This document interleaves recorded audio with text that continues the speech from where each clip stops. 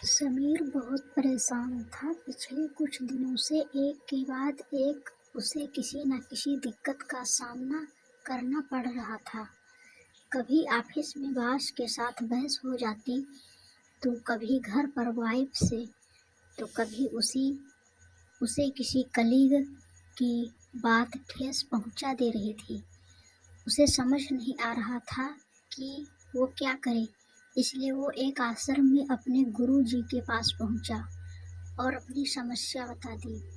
गुरु जी ने उसकी बात सुनी और कहने लगे, क्या तुम जानते हो, नेवले सांप को मार कर खा जाते हैं। क्या, कितना अद्भुत है। एक छोटे से नेवले इतने जहरीले कोबरा सांप तक को मार कर खा जाते हैं।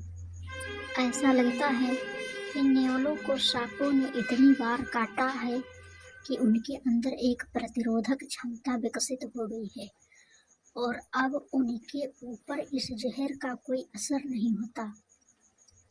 क्या, समीर को कुछ समझ नहीं आ रहा था कि गुरुजी क्या बात कर रहे हैं।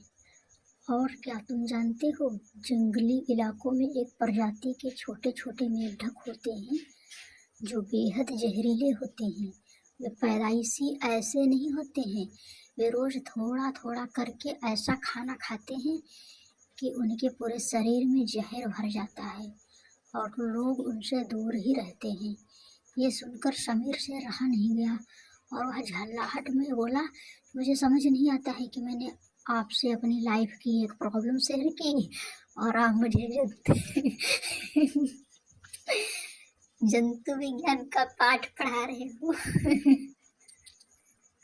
गुरुजी मुस्कुराए, बेटा तुम जहर रूपी दर्द या परेशानी को अनुभव करो। तुम्हारे पास दो विकल्प हैं। तुम नेवले की तरह उस अनुभव को जहर के प्रति रोधक क्षमता विकसित करने में प्रयोग कर सकते हो, यानी कि तुम विपरीत परिस्थितियों का सामना करके खुद को और मजबूत बना सकते हो, या तुम उन मेढकों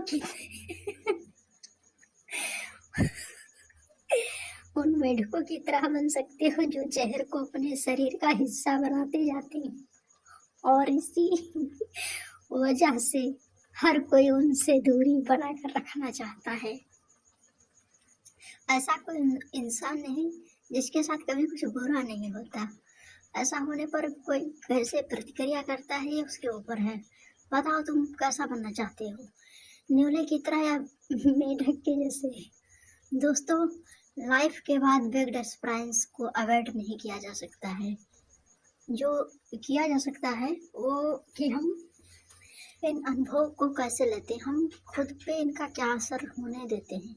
किसी खट्टे अनुभव की वजह से खुद में खटास ला देने का आसन जरूर है, पर ऐसा करना हमें उन मेढकों की तरह जहरीला बना देता है और धीरे धीरे हमारे फ्रेंड्स, रिलेवेट और कॉलोगोस हमसे कटने लगते हैं। लेकिन अगर हम उस पर बिग डिफरेंस को पॉजिटिविटी लेते हैं, खुद को मजबूत बनाते हैं, तो हम उन न्यूलों की तरह सशक्त हो जाते हैं और फिर बड़ी से बड़ी बाधाओं को पार करना सीख जाते। इसलिए चलिए प्रयास करें लाइफ में आने वाली प्रॉब्लम्स की वजह से हम उनसे पार पाना सीखें, ना कि खुद ही समस्या बन जा।